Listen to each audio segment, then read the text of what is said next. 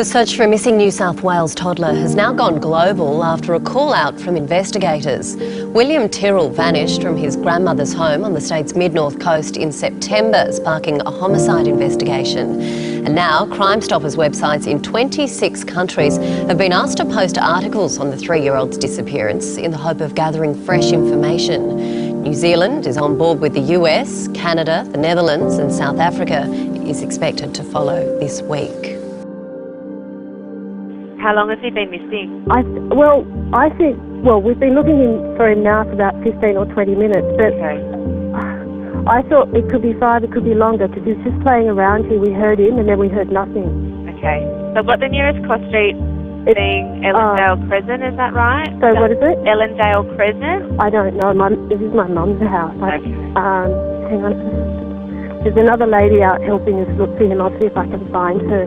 But it's Benaroon, BENAROON. Yeah, I can see where you are. I'm just wondering. Yeah, so it's Benaroon Drive in Kendall, and I've got your nearest cross street as being Ellendale Crescent. It could be. I don't know. Okay. So he's been missing since about 10:30. Yeah, I'd say so. Okay. Can you describe him to me? How tall? Obviously not very tall. No, he'd be about 2.5 feet. He's wearing a Spider-Man outfit. Yeah. What colour hair has he got? He's got dark sandy coloured hair. It's short, and he's got really big browny green coloured eyes. Okay. Does he get any shoes on? Do you know any other distinguishing features? He's got a freckle on the top of his head when you part the hair on the left-hand side. Yep. You'll see a freckle on the top of his head. Okay. All right. Do you know where he might have gone? We actually live, Mum's property is near a state forest. Okay. And they're on huge blocks. We've walked up and down Benaroon Drive, and we can't find him. Okay. What's his name? William. What's William's surname? Tyrrell, Tyrrell. Okay. Has he been known to sort of go anywhere? No, this is the first time. The first time completely out of it off. character.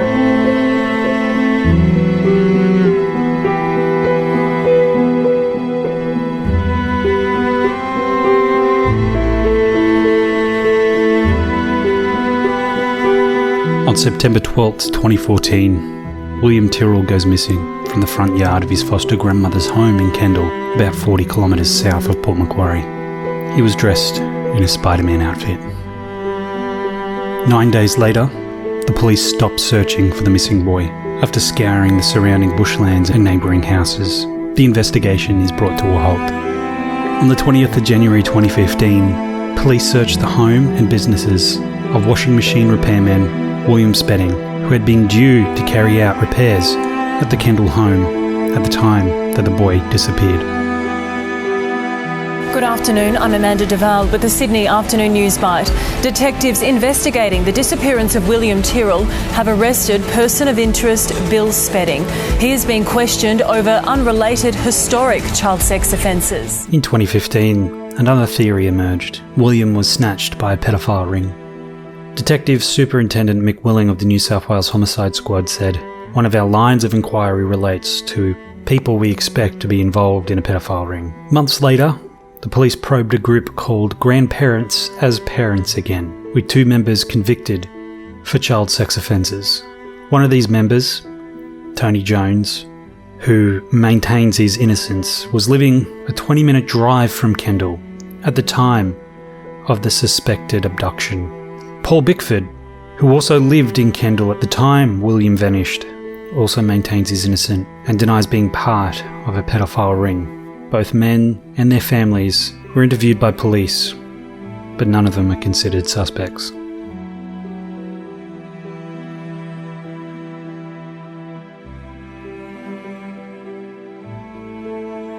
My wife Margaret and I offer the Tyrrell family our sincere commiserations in the tragic event of William's disappearance. I wish to state that I have had no involvement whatsoever in the disappearance of William Tyrrell. I have noted in the media that some events have been reported inaccurately. I wish to clarify those details. I first attended the Tyrrell house on Tuesday the 9th September 2014 to repair a washing machine. I returned to complete the repair of the washing machine on Thursday the 18th September 2014.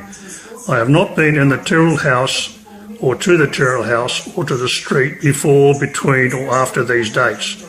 The media have reported that I was supposed to attend the Tyrrell house on the 12th of September 2014, this being the day of William's disappearance. I wish to make it perfectly clear that this claim is completely false. I did make any indication of any nature which would lead to any person to believe that I was to attend the Tyrrell house on the 12th of September 2014. Bill Spedding sexually assaulted two girls, aged 3 and 6, in a caravan in Sydney's southwest in 1987. At the time of William's disappearance, Bill Spedding had 3 young boys living with him and his wife. Bill was charged with 5 counts of child sexual assault and 2 counts of common assault. The New South Wales Ombudsman investigated Bill Spedding. How could he live with 3 young boys? These allegations were known to the authorities, yet these young boys stayed with William Spedding.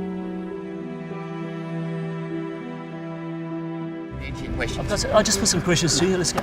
Mr. Jones, why not? Why would you answer these questions? We haven't heard from you before. Exactly right. Do you know anything at all about the young boy's disappearance? I do not. Okay. I do not. The car that you're talking about didn't belong to me, belonged to my ex-wife. She owned it, she drove it, I was never allowed to drive it, okay? It's a coincidence, it's a similar make and model. Okay, maybe so, right? Maybe so. But I didn't own the car. I didn't drive the car. I was never allowed to drive the car. Okay? And where I was on the day he disappeared was with my next door neighbour getting a hot water system. You got your answers? One more, Mr. Jones. Your family say you arrived home drunk that afternoon. I arrived home at lunchtime drunk. So how can you explain your whereabouts? I just told you where I was, fool! You were drunk. Go! Go! Before I lose it! Hey. You'll get killed, idiot! Now get! Excuse me, you just threatened my life. Get away! You just threatened my life, sir. Tony Jones was convicted and sentenced for aggravated indecent assault of an 11-year-old girl in 2015. He was sentenced to 3 years in prison, but now he lives out with the community. Anthony Jones's criminal history includes assaulting children and women, escaping from police custody, theft and drug possession.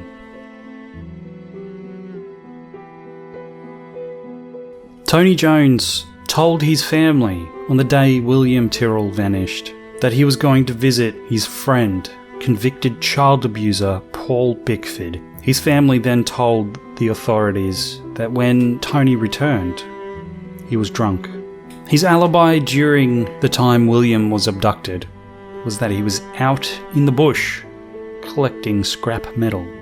The two friends were both members of grandparents as parents again for the local Port Macquarie area. Bickford served a suspended sentence for indecently assaulting a girl suffering Asperger's syndrome. Bickford drove a grey sedan at the time of William Tyrrell's disappearance. Anthony Jones drove a white station wagon. These are two very important cars. These are two very important details to the story. After William Tyrrell's disappearance, Bickford denied that he was close friends with Jones. The story's a bit murky because Bickford's alibi was that he was having lunch in Port Macquarie with friends, despite Anthony Jones's alibi. Paul Bickford and Anthony Jones often went fishing. They weren't acquaintances. They were friends, close friends. Jones is also friends with Bill Spedding. Spedding, Jones and Bickford have all denied any involvement in William Tyrrell's disappearance. William's mother also saw 2 cars earlier that morning, parked strangely with the driver windows down. The specific makes and models of the cars are not known. We've got the general description of the vehicles. One's a white station wagon, another is a older style greyish coloured sedan. But what makes us suspicious of these particular vehicles is that they weren't parked in a driveway, they were parked in between driveways. So we're talking on acre lots, the driveways are about 100 metres apart. Suspicious because in that neighbourhood, even if you're visiting a relative or doing some business there or some work on the house, you park in the driveway or on the land because the lots are that big. Yeah, there's no logical explanation as to why they would park in the location they were. And they were very close to each other. Given that it's a dead-end street, that raises our curiosity. And we're interested in finding out who these people are and what they were doing there at the time. Let's face it, there are hundreds and thousands of different cases that we could be talking about right now. However, this case is bizarre. It doesn't add up. A little boy vanished without a trace. There are some bizarre theories that we will go over on this channel. Some relating to the pedophile ring, some relating to the family of William Tyrrell, some relating to his foster care. We will also tackle the more bizarre, the theory of Bigfoot, the Yowie, and psychics. Make sure you subscribe, hit the bell so you're updated every single time we release a video. And if you have any comments or questions, send an email to Riot Lip Productions. What happened to William Tyrrell? Join us on the next episode to find out.